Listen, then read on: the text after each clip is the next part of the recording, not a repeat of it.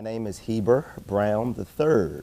I am blessed to be the pastor of the Pleasant Hope Baptist Church in North Baltimore and also the founder of the Black Church Food Security Network. In terms of who I am, I'm Patrice and Heber's son. I'm one who attempts to stay close with my family and honor them in the work that I do in ministry and in the community. And many of the things that I do now are because of parents and grandmothers and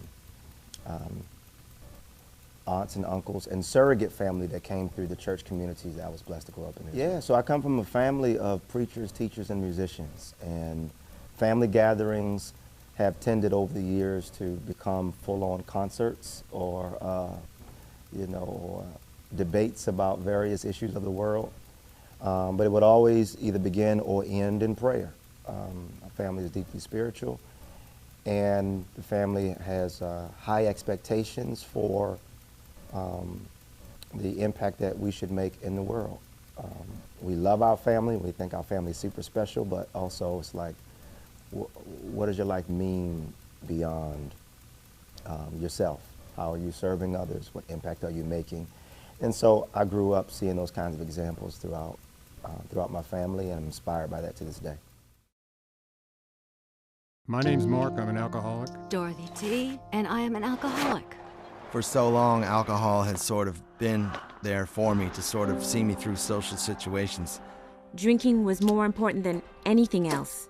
My journey in AA started years ago when I reached the outside limits of my desperation.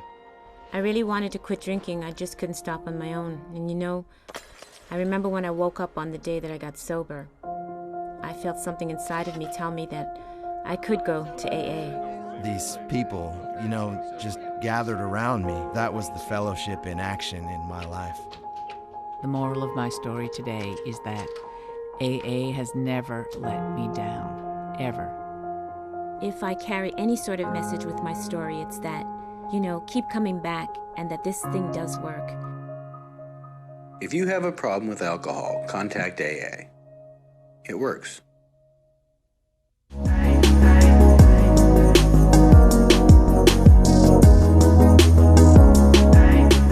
a heart for people who struggle with various issues and finding a way to be of assistance. And not only finding a way to be of assistance to them, but also swimming upstream to see what are some of the issues that bring about these kinds of struggles. I believe that, if everybody's dealing with direct service, then there's a missed opportunity to swim upstream and see why that population of people is in need in the first place. And so I think when I turned 30, something happened. In my 20s, there was a lot of direct service, a lot of protests, rallies, marching. And while some of that did continue and has continued in my 30s, something did shift as well. I wanted to examine more in the way of systemic solutions and not just personal, individual, direct service assistance. We're always ready for action. We can do it in 2 minutes.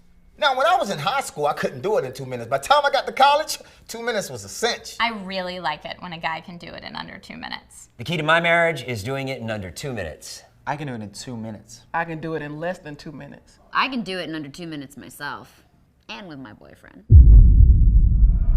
Each year, the Red Cross responds to 66,000 disasters. Most of them are home fires.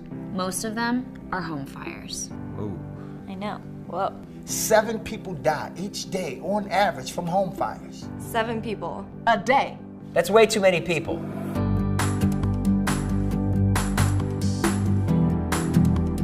You can save your life and your family's life. Make an escape plan. Make an escape plan. Make an escape plan. It's critical that everyone can get out in under 2 minutes. I can get from my bedroom to my front door in less than 2 minutes. In 2 minutes. I can take my shirt off, pour glitter all over myself, and still do it in 2 minutes. Called my mom the other day, told her I did it in under 2 minutes. She was so proud. 1.5. What? There's no way. Yeah. Check your smoke alarms monthly to make sure they're working properly. Smoke alarms cut your risk of death or injury in half. Half? It's 50%. This little guy, cutting it in half. And if it's beeping at you, don't rip it out of the wall. Give it a battery, you know? Make it happy so it can help you get out of the house in time. Make sure to visit redcross.org/2steps, 2 minutes. 2 steps. 2 minutes. 2 steps, 2 minutes. Visit the link below to find out more. Wherever it is. Not there. Here.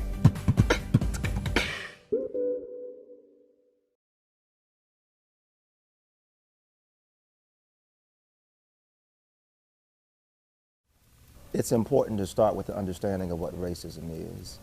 And so for me, my understanding is informed by people like Dr. Francis Cress Welsing and others who outlined racism as primarily empowered prejudices, right? It's racism, white supremacy is prejudice on steroids and with authority and power. And when you talk about systemic or institutionalized racism, you're talking about an entire entity that upholds and undergirds those empowered prejudices to the degree that they impact the lives of other people in very clear ways. And so that's my understanding. And with that understanding, then, what I strive to do is give myself and my energy to interventions and solutions that challenge that system and create alternative systems as critique to those systems. So what I mean by that is, when you think about those who that we recognize as like staunch racists, like if you're talking about like the mid-20th century, you lift up a name like Bull Connor and Dr. King, Dr. Martin Luther King Jr., and Bull Connor were often, you know, at odds in different ways, and Bull Connor was a staunch segregationist and a staunch racist. But Bull Connor died, as we all do. But the system that Bull Connor was a champion of, that system keeps on moving. It did not die with Bull Connor. And I feel the same with us, that we're gonna die. We got a pastor on, interview talking about we're gonna die. Don't worry, I'm not gonna talk about Jesus yet. But we're going to die. If we build our solutions to challenge the injustices that we face, if we build them around charismatic individuals, then your solution is short-lived, because one day you're going to die. And I think if we examine, as much as I honor Dr. King, if we examine the model that he and those around him employed in challenging institutional and systemic racism, if you look at that model, they moved with a messianic model. They moved with a charismatic male leads the way, right? Now, there were others who were moving in different ways. Ella Baker was one who I uphold as a patron saint for my life. Ella Baker said, said along the lines of even Carter G. Woodson, who also said the same thing, strong people don't need strong leaders. When you got strong people will outline the path for themselves, and that's what you really want. Strong people, strong communities that produce strong systems so that no individual death of anybody is going to stop the train. And so for me, I'm pouring myself into, one, the most sustainable institution that black people have ever created for themselves. And in my biased opinion, that's the black church. There is no institution that can hold a candle to 300 plus years of receipts that the black church has. The black church has been able to withstand, bounce back, and thrive in the face of racist violence, cross burnings, churches burned down by terrorists, racial terrorists, the Great Depression, world wars, lynching, go down the line, our pastors being killed in Bible study, go down the line. This institution, the black church as institution, has been able to bounce back and even thrive in the face of it all. Black people have not created anything else in this country that has been able to maintain its strength in the face of such a racist onslaught. Furthermore, black people do not have, in terms of ownership, don't have an institution that owns as much as black churches own.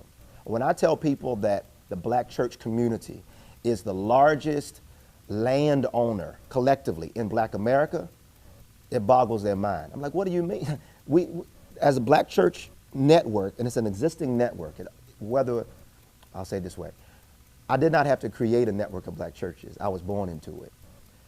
And these churches worship together, sing together, raise money together, address needs in society together, go down the line. So it's already functioning as a network, whether we name it that way or not. And there's room for it to be even better. So I concede that point as well. But in terms of the raw materials of impacting the lives of people, black church is the land, the number of commercial kitchens, the number of 15-passenger vans, the number of classrooms. I'm talking about material assets. I'm not talking about theoretical ideas. I'm talking about hard, concrete stuff. NAACP don't have it. The CORE, go down, whatever group, Urban League, none of them. In fact, many of them got their start or got their strength from black church communities. And so for me, and you can tell I'm very passionate about this, but I think that it is important and imperative for those who are serious about creating sustainable solutions for black America to find a way to connect with the beautiful grandmothers, elders, grandfathers, the children who attend and support and uphold these churches. I don't think we have the luxury to say I'm spiritual but I'm not religious, and so I don't go to church. When the bulk and the heartbeat of your community does go to church or is connected to church in some way, I think it's a very Western European mindset to say I'm spiritual but I'm not religious, and so I'm gonna detach myself from an institution that has given so much over the years for black people. And so I challenge folks who, particularly my beautiful cousins in more militant RBG spaces, I challenge them. And I say, I'm not asking about your personal belief. I'm asking you if you can honor the fact that the bulk of your family or the bulk of your community is still connected to this institution. Can you put your personal feelings about God or whatever? And listen, all of us are still trying to figure out God. So churches that pretend as if they know everything, I got to beef with that too. Or pastors, whatever, I got to beef with that too. I'm saying from a socio-political standpoint though, anybody who's serious about advancing something in black America and don't have the black church nowhere on their radar is kidding themselves about their ability to create a lasting solution. If you just want to have a charismatic individual, you want to get your day in the sun, have at it. If you want to have something, if you want to have a solution that has greater likelihood to touch your great-grandchildren, then it should be birthed, in my biased opinion, in the bosom of the black church. It's the only place we have that has shown 300 plus years of being able to withstand the racism and white supremacy of this country.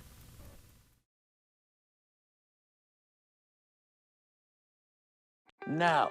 No. No. No. No.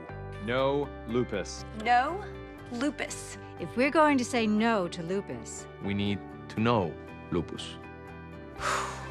Lupus has completely changed my life. Lupus is one of those things that takes over somebody's body and you don't know anything about it. It's just unpredictable, it's tricky, confusing. There's certain things that I can't do, but I still get up every morning and do it. It's really a cruel mystery. Lupus can impact any organ in the body, any organ. It was attacking my kidney. Some people it's the brain, it's the heart. I had gone into stage 4 kidney failure, which sent me into respiratory failure, which almost made me lose my life. When I was first diagnosed, that's when it really kicked in, just knowing that there was no cure. I really felt like maybe I might not be able to make it through this. We don't look like we have the disease, and I think that's also part of the problem. You can be sick even though you don't look sick. That is one of the cruel aspects of it, is there sometimes people don't believe you. Lupus does not discriminate. It can affect men, women, white, black, older, younger. I've had lupus for 10 years. I am 17 years old. I am 11. We've got to find a way to get through this. The Lupus Foundation of America is a great organization because they're getting people out there and letting people know what it's all about. And by knowing more, we'll be better able to help and unlock the mysteries that do surround lupus. There is something we can do. There is hope. Let's take this moment and turn it into a movement. End the confusion and end lupus. There is hope. We just have to get involved. I haven't given up. I challenge you to know. No. No. No. No, lupus. Go to lupus.org/no and help solve this cruel mystery. I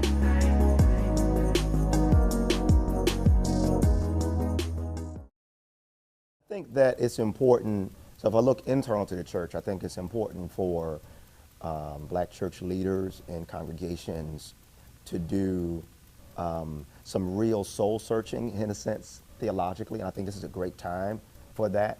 You know, with the occupant in the White House, I think it's a great time to be forced into reflection, because he certainly stands upon a platform of Christianity that does not jive, does not align, and is not in harmony with theologies that have liberation as their focus. So when these moments come, I'll say it's an opportunity to analyze the distinctions between what Christianity do you stand on, right? And for us to honor, pushes back to history, that many of those who wore hoods and burned crosses and hung our ancestors claimed to be Christian as well. In fact, they would sing Christian songs while our ancestors hung from the trees, or they would call out to Jesus while crosses burned in the field, right?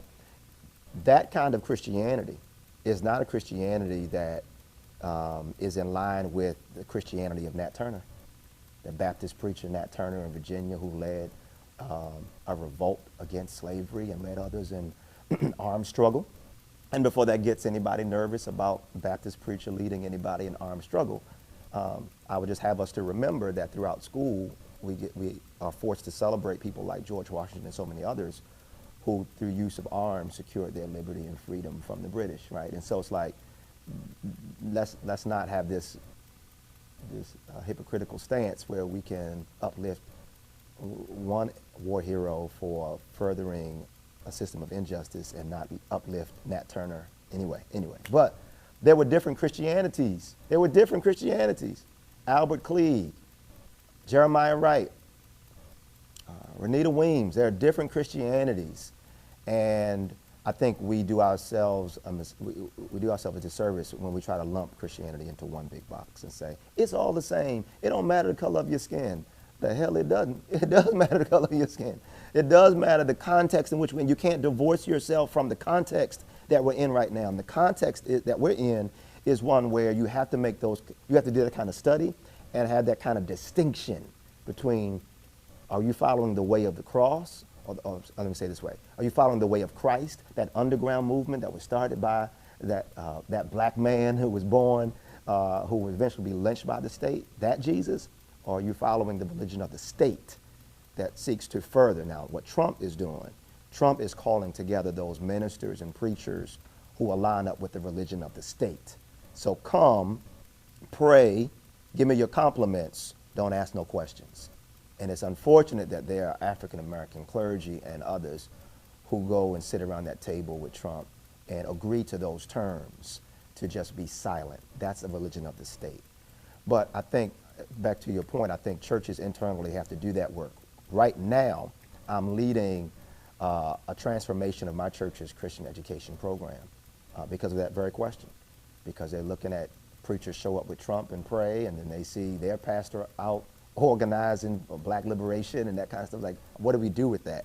And so we're studying our history, and we're challenging notions of Scripture that actually, we're challenging notions and theologies that support our enslavement. But that kind of teaching is necessary in our churches to do that. And then for those outside of churches, I would just say, you know, let's just do away with this idea that you have one bad experience with one black pastor or one black church, and now you write all of them off and say they're all the same. That's a cop-out. You have a bad experience at one restaurant, you don't write off all restaurants. You go find another one. So why would you look at one difficult experience at one church and then write off all the black churches.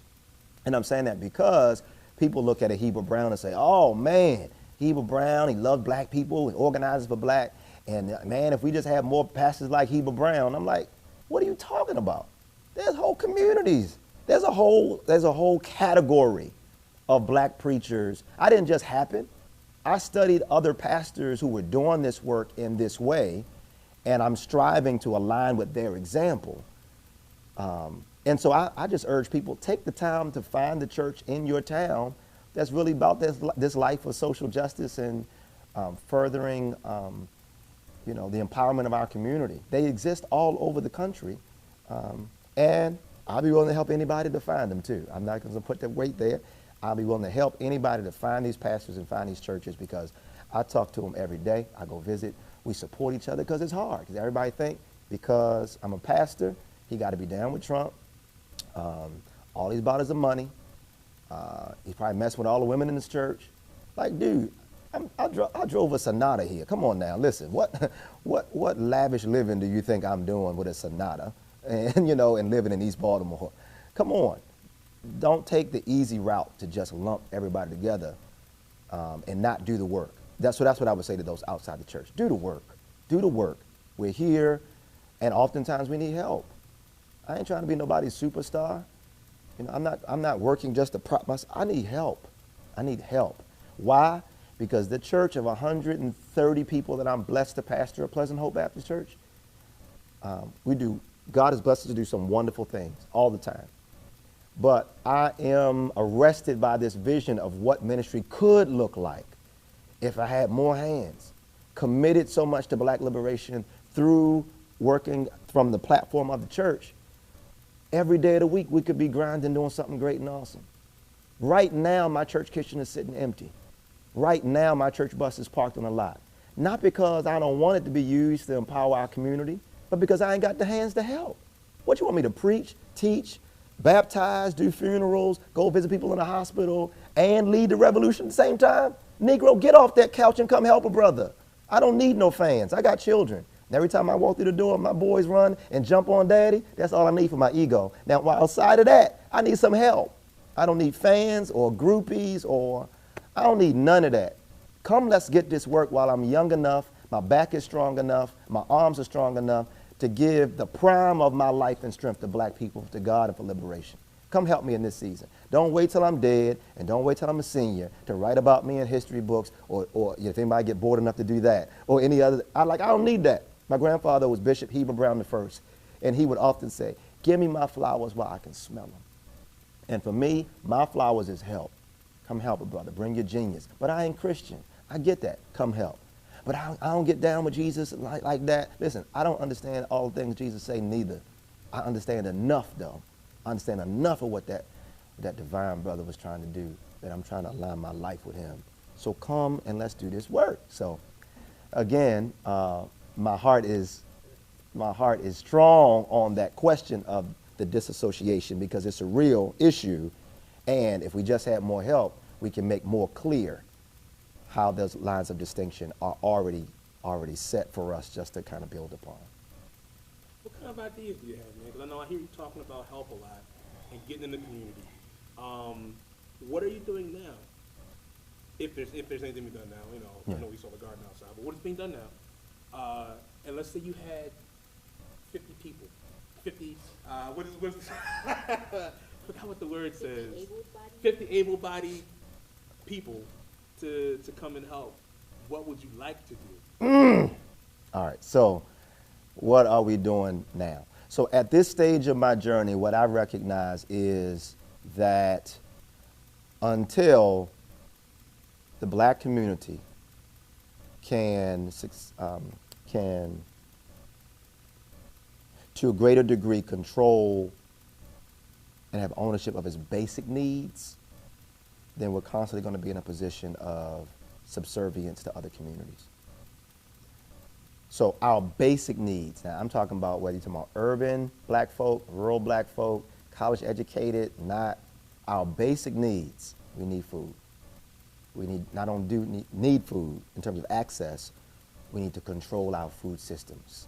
because whoever controls the food controls the people. And for far too long, we have been in a posture where we've been forced to depend on the charity and the benevolence of other people to do for us. But what if those benevolent people one day change their mind? Are you going to risk your ability to eat? Are you going to put that and let that hinge on the kindness of white folk? I'm sorry. I ain't doing that.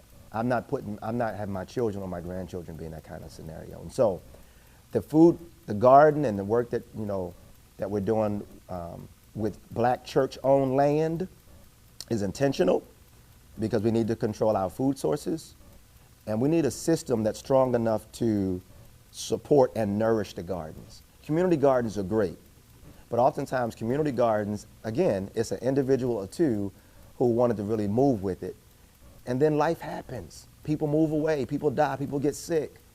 So community gardens do a good job, but our strategy is to put the garden at the church because, again, it's the institution that can support it. Gardens need money, people, time. All right, grow at the church and have it be a part of ministry. And so that's one thing that we're doing. I'm so blessed to be in a position to work with other churches to help them start gardens on their land. And in addition to working with other churches, I also work with black farmers in the South. We pipeline produce from black farmers in the South up to churches in the North. These black farmers are land rich and cash poor. They got 500, 600, 700 acres of land and healthy food going to spoil in the fields because they don't have a market to sell it in. Here up north, we have markets. We got people who are hungry, and in the DMV in particular, you got black folk who have a greater degree of access to financial resources than other black communities. And so we bring that healthy food to the black folk who got money to pay for it, and we do many farmers markets inside black churches. We call it the Soil to Sanctuary program. With the Soil to Sanctuary program, we ain't got to depend on white folk for nothing. We are proving to ourselves that we already have in our hand what we need to feed ourselves if we were to work together and see each other as partners in the empowerment and liberation of our community. And so that's one, feed yourself. Other thing is, our children are bathed in anti-blackness every day they go to school. Every day they go to school, they're bathed in it. They're bathed in the orientation to the world that forces them to see themselves second to everybody else.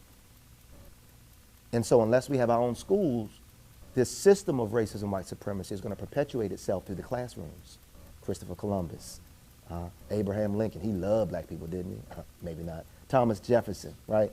All of these things. 1492, Columbus sailed the ocean blue, right? We get bathed in this colonial education. And thankfully, for many of us, we get the opportunity to go to institutions of higher learning and unlearn some things that we learn so we can learn right? But what would happen if we were able to, instead of me waiting till I'm 21 to get that kind of education, what if our 5-year-olds got it, 6 years old? What would you be like if you knew what you know now, but you knew it at 8? Who would you be today? Good God, have mercy. What, can you imagine the trajectory of our lives? And, thanks be unto God, we've been able to do, some things with our life in spite of our colonial education.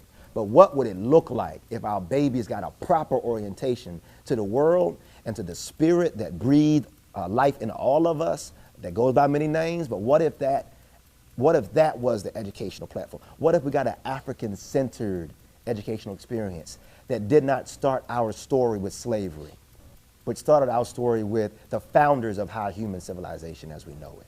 Oh, man. And so toward that end, we host Orita's Cross Freedom School, an African-centered educational program at our church. So every day that public school is closed, Freedom School is open, and we invite children from around the city to come to church and get a real education. We pour libation to our African ancestors. We call their names as African. There's an ancestor altar. Their faces are literally before us. We study our history from our vantage point. And also, we have a hands-on learning component as well. And so we have sewing, we have culinary, sewing, agriculture. Some people will remember home economics in school. Home ec is gone now. But those were some really good life skills that we needed, right? And so at our school, we teach that. We teach those skills. We have sewing machines. We have the church kitchen that we use. We have the church garden that we use. We have the church bus that we use for our field trips. And so, so those basic needs. So that's what I would say. I am, and I'm glad that there's some people here in this realm, but I am outside of the realm of reforming the system that exists. I'm past that. I don't believe there's something so brilliant about me that I'll be able to accomplish something that hundreds of years of my ancestors weren't able to do. In terms of reforming white folks' system. Let me say it better. Instead of reforming the system of racism, white supremacy that shows up in government and other ways as well. So I believe that some gains can be made doing that reform work. But our lives are too short. My life's too short. I don't want to give the bulk of my life for crumbs in reforming their system. I'd rather put my energy behind building upon the system black people have already created and having that to go even further. So yeah, right now the two things that we do in our church, the Black Church Food Security Network, Aretha's Cross Freedom School, African-centered education, black controlled food system. There are other basic needs that we have as well, clothing, go down the line. We have other basic needs. I don't believe I got to do everything, but I love being a provocative seed in the mind of people to say, well, if they can do those two things, what's the thing I can do? And we can kind of constellation it together. If 50 people, 50, would you say, able-bodied people showed up? Man, it'd blow my mind, because in terms of things I want to do, something like this. My church we've invested to create a multimedia center in our congregation. And many churches have the same, have cameras. Churches are live streaming everywhere. We primarily use our equipment on Sunday for a sermon, for a service. Okay, fine, good. But you didn't pay all that money for that media equipment for it to sit Monday through Saturday and not utilize it. If you're so mad about what Fox and Trump and whoever corporate media is putting on the screen, guess what we can do? Utilize those same media centers we have in our churches and create our own full channels utilizing the equipment that we have. If 50 able-bodied people showed up, I would survey them and say, who among you know how to use this equipment? Because until we start telling our own story, people will, back to your earlier question, lump us all together as they all the same, because you're not telling your own story. And there are voices and there are people that need to be heard that churches could help amplify if there were people working the boards at the church Monday through Saturday. And we had set times. We could interview whoever we wanted to interview. We could talk about whatever we wanted to talk about. We can go to the street corner and we can cover news in the city. We could do all of that and put it out through the existing channel and network and veins of black church community, and it would spill over into other communities as well. We ain't got to depend on Zuckerberg to tell our stories. Like Facebook and all that, that's fine. But again, we don't control it. How many of us had a MySpace page? And when I did. And when MySpace went down, when Black Planet went down, they took all of our data, all of our stories, all of our connections, all of our pictures with them, and we had no say in whether or not that system would continue because we didn't own it. Facebook, if history is any indicator, one day Facebook, Twitter, Instagram, Snapchat, and all the rest of them will go the way of MySpace. They will go the way of Black Planet. They will. As a matter of fact, I don't know when this is going to air. By the time I'm saying this, some of them might be gone already. That's how things work. I get it. Again, but you don't control those outlets. Until you control the outlets, then you lose ground in being able to have say and authority over your story, how it's told, who gets interviewed, or whatever. So that's what I would do. We need a propaganda machine. The Black Panthers had one. Think about, if you study Marcus Garvey, study all of them. A lot of them had newspapers. They published a paper to go alongside their activism because they had to tell their own stories. So that's one thing I would do. That kitchen is sitting there in that church right now, and it's a close to commercial kitchen, and many other churches have commercial, and it's sitting there right now. If I had 50 people, I would have classes running those church kitchens. I would have healthy cooking, healthy eating classes. I would have entrepreneurs who could come in, and those who are not quite ready for like the big stage, but they need a kitchen, they're trying to get started, small business owners, come to the church kitchen. I just need people to help manage that and oversee that and help pull those pieces together. This school I was talking about, Aretha's Cross Freedom School, African-centered education program, if I had 50 able bodies, oh my God in heaven, we would launch an independent school, state certified. You know, churches start schools all the time. So there's legislation in place that allows for churches to start and launch schools that makes it easier than like an independent organization by itself. Even charter schools got to go through this long drawn out process. In the state of Maryland, I ain't got to do that. Our church has to submit paperwork, put an application in, put some other documents together, and we can have our own school. And we retain control over the curriculum because the state does not dictate the curriculum taught at church schools. If I had 50 able-bodied people who can help me grow this African-centered school so that it's not just on days when public school is closed, but it's every day and on Sunday as well. So an African-centered Sunday school, in addition to every day of the week, we could have that school and those rites of passage programs that our babies need with the proper education as well. And so, again, system. I would look at people and say, what is the genius that you bring to the table? Where's your heart? Where's your passion? That's where I start. Because with people, what I learned is that if you line people up with where their heart is already beating strong and just set them up with the tools and get out their way, they'll run through it like nobody's business. The problems come when you try to drag people over to stuff that really their heart ain't in it. Like, I need the stuff that you do for free. What would you do for free if you could? Tell me that, and then once you tell me that, in this ecosystem of the black church, I can say, oh, this is where your genius could help show up. And from the launching pad of the church, with all the tools you could have. Think about it. Every single week, black churches raise thousands of dollars. And Monday morning, banks gladly receive our deposits. Those monies can be utilized. Churches of 120 people can raise $250,000 a year. And I ain't just speculating, I know this for a fact. $250,000 a year, 120 people in the church can do that. And so those kind of resources are at the table. Not even to talk about the cultural and communal credibility and currency that we have. I know some doors open up for me just because I'm Pastor Heber Brown III. Some ears will listen quicker because I'm Reverend Dr.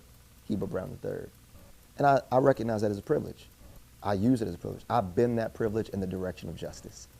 Since you're going to give me that kind of respect, let me use that then, not for my own gain, but let me use it then to open up the floodgates so that my people, my community, can have a greater degree of autonomy and self-determination over our own affairs.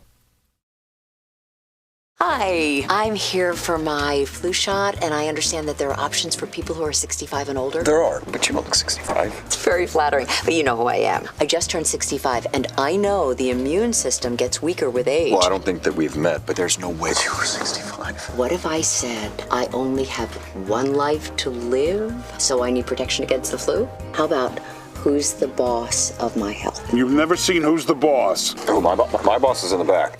See? Flu season is here, and people 65 and older need to ask about the vaccine made specifically for their age. And it's particularly important for people who have conditions like heart disease and diabetes. Judith, Hawaii, great seeing you. Come on back. Visit the National Council on Aging at ncoa.org/flu to learn more and talk to your doctor about vaccine options for people 65 and older. Look, I'm really sorry about that. I thought you were 35. Don't apologize. There are challenges that are present when it comes to organizing in Baltimore. But I don't think, in some ways, I don't think that it's too different than most other cities and most other communities in terms of organizing. Organizing people is work. It's work, wherever you go. Organizing people is work. Taking the time to listen to what every individual's genius and passion is, right? So starting from that point and then organizing from that point. And that's, you know, again, hat tip and honor to Ella Baker, who would start with people. Some problems sometimes come when you start with issues and try to force people into your issue. No, start with what do you care about? What is that thing that keeps you up at night? What is that thing that wakes you up in the morning? You're stressing out about it or you're passionate about it? What is that? And starting from there, I think if that approach would be helpful in communities in Baltimore and other places as well. I think we have a lot to learn from Ella Baker and so many others, those organizers who did not start with the issue, they started with people. And I think the challenge with that is, the challenge that we find now is there's a siren song around being a champion of an issue. Because if I champion an issue, like the stages, you get staged quicker. You can get highlight, you get spotlight, you get all that stuff, right? So much quicker if you just become the voice of the issue. This is what I do. But I think while that might do great things for your ego, it does not necessarily do great things for the long range organizing and strategy of bringing people together. So it does take longer to sit and listen to people, break bread, hear about their triumphs and their challenges, and learn how to give each other the benefit of the doubt, because we are all flawed. Every single last one of us is flawed. And you know, despite whatever we post on Facebook, despite whatever great things we all put our best foot forward in social media, like, hey, look at me, right? And then, there's another side of that though. So what I'm grateful for is that in pastoring, I get the other side of that. It's a part of my vocation to sit with people in the various chapters and challenges and struggles and ups and downs of their lives and be sensitive to listening to them and learning how to love them through whatever season they're in. Also being accountable I'm accountable. So people say, it's lucky, and you're lucky. You don't have, you have no supervisor or whatever. It's like, no, Jack, listen, understand? I have 125 supervisors. Like, people say, well, God is your boss. Yeah, God. And these 125 people, ages 5 to 85. I answer to people ages 5 to 85. I'm accountable to people ages 5 to 85. What I do in my life matters to people ages 5 to 85. And so when I got to give an account each week about the ministry and about, what I hear and sense God calling us to do, it keeps me in a posture of being humble. Number one, because some Sundays I might preach a sermon that I feel pretty good about it by the end of it. And then other Sundays are like, boy, you bombed out of this world. And living in that constant, like, it keeps you grounded. You ain't all that. You special, but you ain't all that. So I live in that space. So in terms of organizing, I think that degree of kind of vulnerability and intimacy is important. Can we not be superstars? Can I just be Heber? Will you still love me from just Heber? Will you still respect me if you see my brokenness and my headlines in the newspaper? And I think churches create that kind of space where churches can create that kind of space where that's possible to honor the totality of our humanity. I concede the point that also churches can be spaces where when you prop up those fake whatevers, that it can be very hard when somebody gets authentic in that space because they can get beat down. But I'm talking about in terms of the ability to connect at that level of depth. There are a few spaces in our community that allow us to connect in that kind of way. And so while organizing is challenging in general, when you organize outside of any sphere or circle where some set of principles or values help to uphold and support that community, it's just really hard to go door to door or street corner or rally to rally. Like, I don't have to be vulnerable in a rally. I can show up and be rally man. I'm Heber Brown rally man. Hey, hell no, we won't go. No justice, no peace. And that is a part of who I am. But another part of who I am is a brother who wants to feel like I'm supported. Like, I just want to be, at the risk of losing my thug card, I need a hug every now and then. Can a brother get a hug? Can I get a dap? Can I get a shoulder just to be on me like, yo, I had a rough day today. I think being human is revolutionary in this empire. Being real human, being whole. I'm whole and human. that's a revolutionary thing. And so spaces where you can be that kind of whole and that kind of vulnerable, I think help create the context to grow and expand organizing. If organizing is only here, then I think it can only go so far. Because after a point, in fact, I'm thinking about a former friend of mine who she was a part of like conscious communities and whatever, and she said in the community she was a part of, one of the brothers in the circle, his mother passed. And when his mother passed, nobody from the conscious intellectual RBG group reached out, didn't come to the service, didn't extend themselves. And after that, the brother left the circle. That group was great with this. And there's a lot of groups that's great with this. But for me, unless it's this and these, then we've not quite yet reached a formula where it can be holistic, because life is going to happen to you just like it's going to happen to me. And I need to know that my movement is going to move and come get me when life knocks me down, because it's not even an if question. So I just think, yeah, we just got to get more vulnerable. We got to get more real in our organizing, so that it's not just about the issue and the intellectualizing of these. And I'm not trying to be anti-intellectual. I'm critiquing an approach and posture of organizing that only places value on intellectual capital. How do you change history? You can change history by walking and marching. You can change history by speaking and teaching.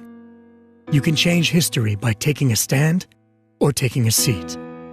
But the best way to change history is when you becomes we. We tore down that wall. We marched for equality. We made sure that love knew no boundaries. Now you can become we right here in Vancouver. We can end HIV. We can change history. It begins with a test. Testing today can range from a blood test that'll inform you in about a week to some locations where a prick of the finger gets you a result in 60 seconds. Diagnosing HIV early changes everything. It prevents the virus from attacking your body, and it prevents it from spreading through our communities. All each of us has to do is step up and take a test. Changing history is that simple. Testing centers are available throughout the city, or just ask your doctor at your next regular visit. And if your doctor offers a test, say yes. It's just the responsible thing to do. Then, share the word. Tell people that HIV treatment has changed. Tell people that testing has advanced. Tell people that the entire approach to HIV is different now. Let them know that by choosing to take a test, we can all end HIV. This is a fact. We are so close. But to become we've got to have you. We need you to do your part. We need you to share the word, take the test, join the movement. End HIV. Change history. Learn more at itsdifferentnow.org.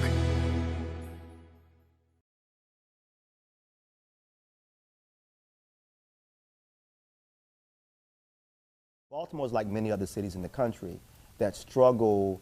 There are black communities that struggle with food inequity because of a range of issues, one of them being access to, right? So you don't have grocery stores, you got corner stores.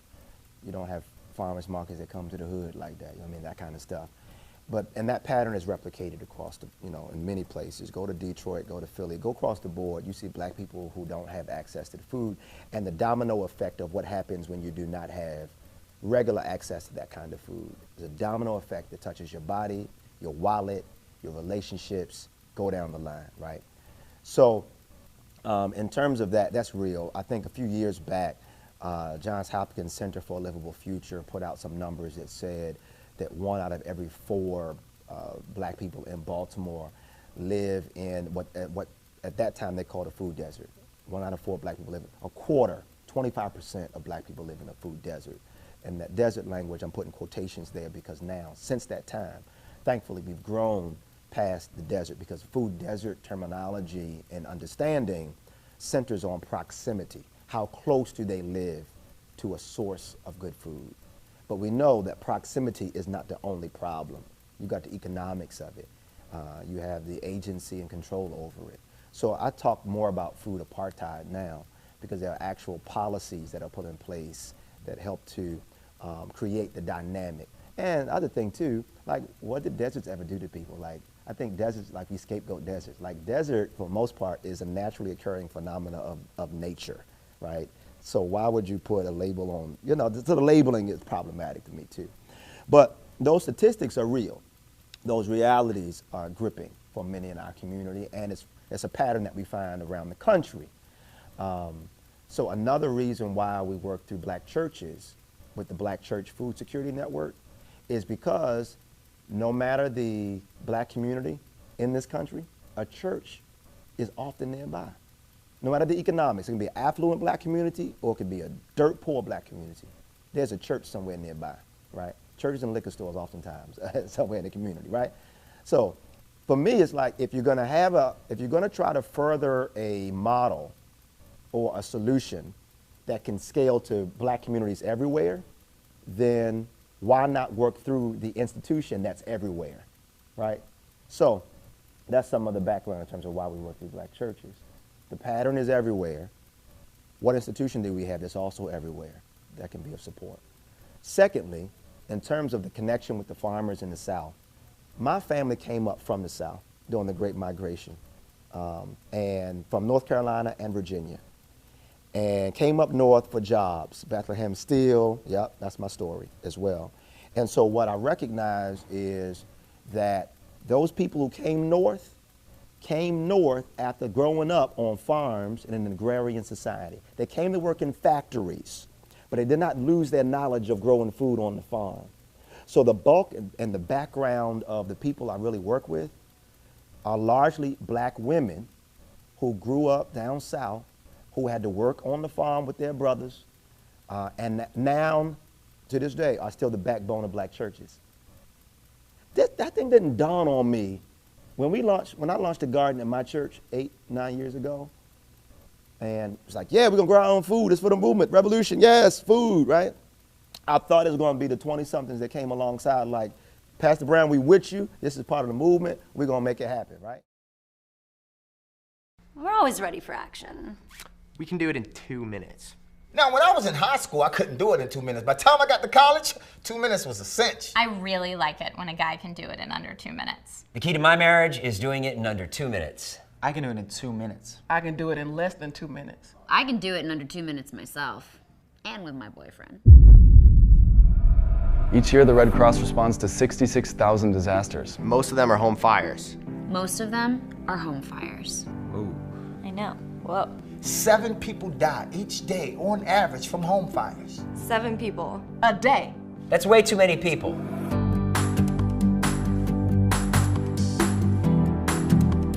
You can save your life and your family's life. Make an escape plan. Make an escape plan. Make an escape plan. It's critical that everyone can get out in under 2 minutes. I can get from my bedroom to my front door in less than 2 minutes. In 2 minutes. I can take my shirt off, pour glitter all over myself, and still do it in 2 minutes. Called my mom the other day, told her I did it in under 2 minutes. She was so proud. 1.5. What? There's no way. Yeah. Check your smoke alarms monthly to make sure they're working properly. Smoke alarms cut your risk of death or injury in half. Half? It's 50%. This little guy, cutting it in half. And if it's beeping at you, don't rip it out of the wall. Give it a battery, you know? Make it happy so it can help you get out of the house in time. Make sure to visit redcross.org/2steps, 2 minutes. 2 steps. 2 minutes. 2 steps, 2 minutes. Visit the link below to find out more. Wherever it is. Not there. Right here. I'm starting the conversation. I'm fighting to end the stigma. I'm posting about mental health. We're socializing hope.